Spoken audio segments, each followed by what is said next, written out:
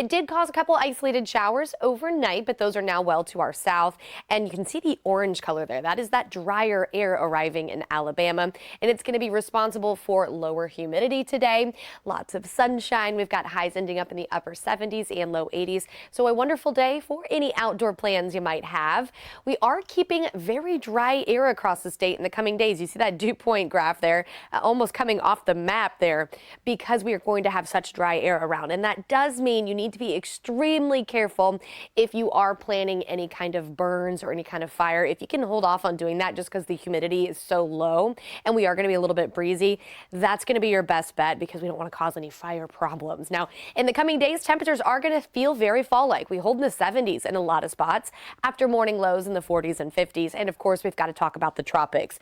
Our big story is Hurricane Ian. It did strengthen overnight. It is expected to continue strengthening in the coming days as it moves towards the western tip of Cuba, likely making landfall there as a major hurricane, continuing on into the eastern Gulf as a major hurricane, Category 4, likely on Tuesday afternoon or really tomorrow afternoon.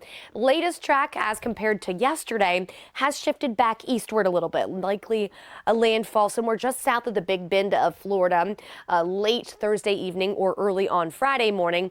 This does put us on the drier western side of this system. So that means if you're headed down to, say, Destin in the coming days, if you're headed down to Baldwin County, Mobile County, at this point, if this track holds true, looks like you are going to be dry. The worst of the weather is usually on the eastern side of this track. So that means the main impacts are likely to be over the Florida Peninsula, also into Georgia. Could we see a couple showers from this? Yes, but you see all those bright colors off to our east.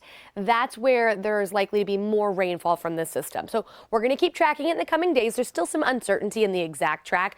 If the current track holds true, we're looking to be nice and dry all the way through Thursday. A couple showers possible on Friday, a couple showers possible on Saturday. Otherwise, a partly cloudy sky and breezy conditions. But remember, this track can still change. So it's one of those situations where we need you checking back throughout the week. But on the current track,